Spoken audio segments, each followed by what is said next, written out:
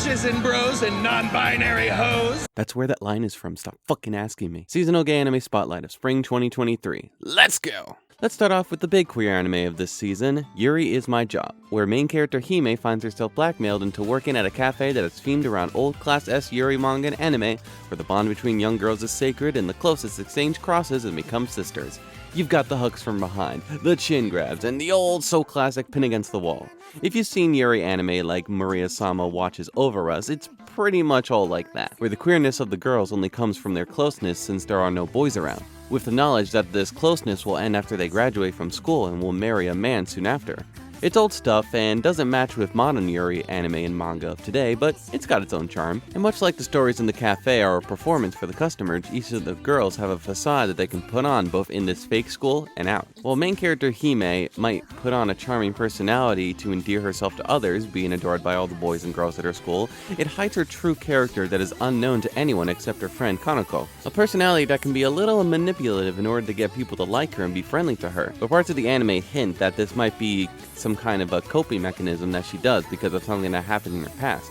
Having been called out on her facade by a classmate when she was young, her friends now abandoning her. Paired with her in the cafe is Mitsuki, a beautiful and graceful girl who plays the role of the kind senpai, even becoming Hime's big sister in order to solve a mistake that Hime made in front of the customers. This is also a facade, as in reality, Mitsuki can be cold and distant towards people that she dislikes, which includes Hime, and it turns out that the classmate of Hime that told people for her facade was a young Mitsuki.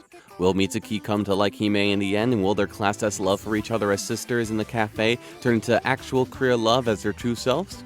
We shall see. As mentioned before, Kanako is Hime's friend in school and is currently the only explicit queer character as she has a crush on Hime. An extremely shy girl who's unable to confess her feelings, she eventually comes to discover Hime's part-time job and decides to work there as well, to create a facade of a confident person who has the courage to confess her feelings towards Hime. Jealous of Hime and Mitsuki's closeness at the cafe as sisters. We don't know too much about Sumika, but her facade in the cafe is that of a cool and collected senpai who's always reading. When outside of work, she's a Gayu girl. Based on the opening, she seems to be paired up with Kanako the same way that Hime and Mitsuki is, so we'll have to see if that goes anywhere or not. Other characters like Mai, the manager of the cafe, and Nene, the cook, also haven't been shown as much, but I'm sure they will as time goes on. Going forward, I hope the storytelling of the theme of facades will play into the characters in and out of the cafe more. While that their facade personalities in the cafe, where their queer love is fake, their true personalities will be able to fall in love outside of the cafe where everything is real. Yuri is My Job is an anime that showcases the Class S Yuri tropes of yesteryear that will hopefully combine with the queer storytelling of modern anime. Next up is Nao and Narumi from Skip and Loafer. Nao is main character Mitsumi's aunt and is currently living with her as she goes to school in Tokyo. In episode 2, as Nao and Mitsumi take the train together, we hear a conversation of two girls in the background, wondering if Nao is a man or a woman, with the camera putting an emphasis on Nao's hands and Adam's apple. There's even a soft, quiet moment where Mitsumi, possibly overhearing this, gently grabs Nao's hand before continuing with her shenanigans. With this, I've come to the conclusion that Nao is a trans woman. Nothing else has been talked about on the subject, and it'll have to be seen if anything is, as most of the action in the anime centers around the school. But still, I like this subtle trans representation. To Mitsumi, her aunt being transgender is just a matter of fact, so not much attention is drawn to it. She gets along with her aunt and Nao absolutely adores her niece, trying to help her fit in with her new Tokyo lifestyle and offer her advice whenever she can. It's some subtle trans representation that I appreciate. Same can be said for upperclassman Narumi, as we see him cross-dress as a member of the drama club, first being introduced walking down the hallway in high heels in order to introduce himself to Mitsumi, wearing the high heels outside of drama club in order to get used to them. I even like the little animation detail of some band-aids around Narumi's feet. That's a nice touch. He plays a female role in the drama club's play and keeps a long skirt on when he tries to approach Sosuke about joining the drama club. Like with Nao, it'll have to be seen if we get anything more with Narumi's cross-dressing, but I still like how matter-of-fact it is. Cross-dressing men and trans women exist in the world just like everyone else, and Skip and Loafer does a great job in showcasing that. And now let's talk about the queer characters from the previous winter seasons, so let's catch back up with Kahoku from To Your Eternity Season 2. Where we last left off, Kahoku and Fushi weren't as close as they previously were since Kahoku confessed his feelings, though the two are on friendly terms as they prepare for war with the Knockers. During the war, Kahoku takes very pragmatic actions towards everything. As soon as someone is possessed by the Knockers, Kahoku kills them immediately, all to protect Fushi. In fact, Kahoku has come to the decision that he doesn't want Fushi to fight anymore. Why should he have to fight everyone's battles? Fushi should be free to do what he wants away from protecting everyone and going with the Black Figure's will. Kahoku wants to get rid of everyone who will stand in the way of that idea for Fushi, and gets incapacitated for it. As the battle continues to go on, Fushi begins to get too tired, not seeing an end to all of this fighting and finding everything to get to this point to be pointless. He just wants everything to end. And that's exactly what the Hayase Knocker has been waiting for. This motherfucker has been playing a very long game ever since joining with Hayase all that time ago, pretending to be on the side of Fushi and working against all the other Knockers. For when Kahoku goes to comfort Fushi at his most exhausted, the Knocker attacks and begins to take all the rest of the forms that Fushi has left, all against Kahoku's wishes. It's only thanks to a recently resurrected Mama March that Fushi isn't completely destroyed, still able to maintain his original orb form. The Knocker escapes and takes possession of Echo, but Kahoku manages to take it back. Learning that he's the one that isn't safe around Fushi and that he'll be better off without him, Kahoku leaves everyone behind. And in the last episode, it seems that he's teaming up with the Church of Bennett to help them capture Fushi again, but then he sacrifices himself in order to kill the Hayase Knocker, returning the rest of the stolen forms to Fushi. Also in the process, he sets off a ton of explosives, killing off the Church of Bennett for good. Before falling into the molten lava, Kahoku states that he still loves Fushi. Kahoku has had a difficult time as the show's only queer character, from close friend to being very possessive and predatory to sacrificing himself in a bury your gaze moment. It does kind of suck that that's how the only queer character in To Your Eternity ended up, but there are parts that I like about it. Kahoku's final resolution of deciding that Fushi is better off without him because he was being too controlling was a nice end to his character arc, and sacrificing himself to kill the Hayase Knocker and kill the Church of Bennett proved that his love for Fushi wasn't a part of the Hayase curse, but was real and genuine. No other descendant of Hayase had learned that they shouldn't control Fushi or want to carry on the curse, but Kahoku did, learning that his love for Fushi made him separate from all of that, becoming his own person by the end of it. And though others carrying the Hayase's will continue their goals of controlling Fushi, Kahoku showed that this queer love was his own and not anyone else's. And despite all the iffiness throughout the season, I think that's kind of nice. Now this is one that I'm excited to talk about. Let's pick back up with our reincarnated Princess Anis and the genius young lady Euphilia, and see how their magical revolution is going. Thankfully for my recap, the season is split into 3 arcs, which I'm assuming are the first 3 volumes of the original light novel series. The first arc concludes with magical creatures and a dragon going crazy in a forest and might bring danger to the kingdom. While Anis takes something that enhances her physical abilities due to her lack of magic, it takes big physical and mental harm to her a long time. Anis is always used to doing things on her own and doesn't want to trouble anyone else. But now that she has Euphilia by her side, she's not alone anymore. Euphilia asks Anis to rely on her from now on so that Anis won't cause any more harm to herself. Since Anis was able to help Euphilia at her worst moment, Euphilia wants to do everything she can to help Anis. Working together, the two of them are able to defeat the dragon, but in the process, Anis gets a curse placed on her by the dying dragon. The second arc focuses back on Algard and Lenai. With Algard seeming to go against the crown and seems to be using Lenai, the royal family tries to figure out what Algard did to get everyone to be against Euphilia. With the help of Tilti, Anis is able to figure out that Lenai is a vampire who constantly gives off a charm that makes people infatuated with her.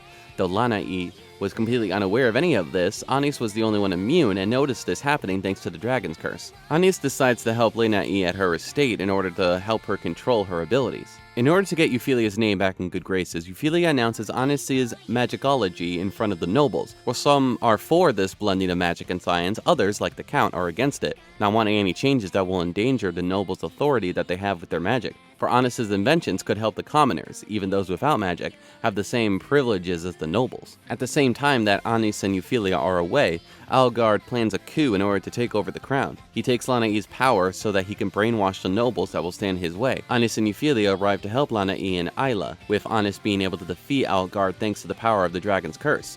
During this, we learn that Anis gave up the crown to Algard in order to stop the rumors that nobles were spreading of Anis beating up Algard when they were younger so that she can get the crown despite being born without magic. Having all this placed on him at a young age and his sister distancing herself from him is what started Algard's resentment and anger towards Anis. The two of them are able to reconcile their relationship as Algard is disowned from the royal family and expelled from the kingdom. The third arc is a direct follow-up of this. With Algard gone, Anis decides to become the heir to the crown once again. She sees it as her responsibility, as she both wants to help the commoners that adore her and because of the guilt she feels for what she did to Algard. In a truly vile scene, some high-end nobles, right in front of Anis, discuss quickly marrying her off to a man, specifically one older and with powerful magic, so that she can give birth to children with royal blood and powerful magic. Despite having to throw up from all this vileness and knowing that she will have to give up her autonomy, her ambitions, and her sexuality, Anis feels she must comply. Meanwhile, Euphyllia is feeling conflicted about everything. As a noble lady and assistant to Anis, she feels that she must support her no matter what. But she also thinks that this isn't what Anis would want in the end. And despite everyone else, including her own father,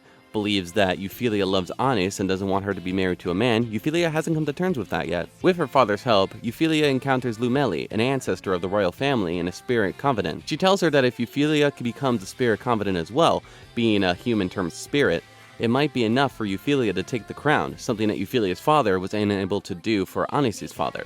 Here's the catch though. If Euphyllia were to become a spirit confidant, she wouldn't age anymore and would eventually lose parts of her memory and the feelings connected to them. But Euphyllia doesn't care. All she cares about is saving Anis, just like Anis saved her. In front of everyone, Euphyllia explains all of this and asks the king to adopt her into the royal family, which will make it easier for the nobles to accept her as the next queen. Despite holding her hand out for Anis, as she once did for her, Anis rejects all of this, actually upset at the sacrifice that Euphyllia would have to make, and admitting that without the crown, Anis would have nothing left. She wasn't born with magic, she tore her brother apart, and the nobles won't accept her magicology. Without being the heir, Anis can't understand why she was born into this world. After a nice conversation with Tilty, and Anis and Euphyllia hash things out some more, Anis agrees to Euphyllia's proposal, but only if she can defeat her in a duel. In a beautifully animated sequence, Anis and Euphyllia have their duel, in which Anis uses the power of the dragon curse. However, Euphyllia does the incantation and becomes a spirit confidant, able to defeat Anis, who no matter what, continues to call her magic beautiful. After the duel and admitting defeat, Anis cries into Euphyllia's arms and yells that she's not okay with any of this. She doesn't want to become the queen, and all Euphyllia asks is for Anis to love herself. By holding Euphyllia's hand, Anis gains the courage to tell her parents that she doesn't wish to become queen, apologizing for not being the daughter that they wanted her to be, but they accept her anyway. With Euphyllia completing the spirit contract and being accepted into the royal family, the king decides to step down and make Euphyllia the new queen. Alone at night, Anis tells Euphyllia something that she hasn't told anyone else, that she has memories of her past life and was reborn into this world, admitting that the main reason she decided to take responsibility to become queen and try to be a good daughter was because she feels like she took the life of the Anis that was meant to be born. So she wanted to pretend to be that person, the life that she potentially took away. But Euphyllia tells Anis that even if she has memories of a past life, she is the Anis that was born, the one that was meant to exist in this world, kissing her on the lips and expressing her feelings of love. Anis doesn't know how to feel about this at first, but the two spend the night together. You know, in more ways than one. And now the two's magical revolution can begin. As queen, Euphyllia wants to give commoners the ability to use magic as well with the use of Anis' magicology research, putting them on the same level as the nobles. Anis swears to look to see if there's a way to revert Euphyllia's immortality or find a way for herself to become immortal as well. But no matter what, the two swear to stay by each other's side for as long as they can. The voiceover proclaims that with her breaking down the old conservative traditions, Euphyllia, with the help of Anis, would become the last queen of the kingdom. The two girls who were at one point persecuted by tradition were able to destroy said traditions to create a more free kingdom. I love how complex the relationship between Anis and Euphyllia are, thanks to them both being individually complex characters. In the end, the two of them are better now that they have each other in their lives. With each other, they are able to work through all of their issues and realize that they will never be alone again, because the both of them love each other more than anyone else. And this love is what is able to change the kingdom for the better, a future where commoners and nobles are equal, where magic can be used by all, and where two girls can love each other. As the voiceover at the end says, the magical revolution of the reincarnated princess and the genius young lady was just beginning, and I for one would love to see more of it. Well, that's it for this season's episode. See you in the next video. That is, if there's another video. This time, I wonder if we'll dream.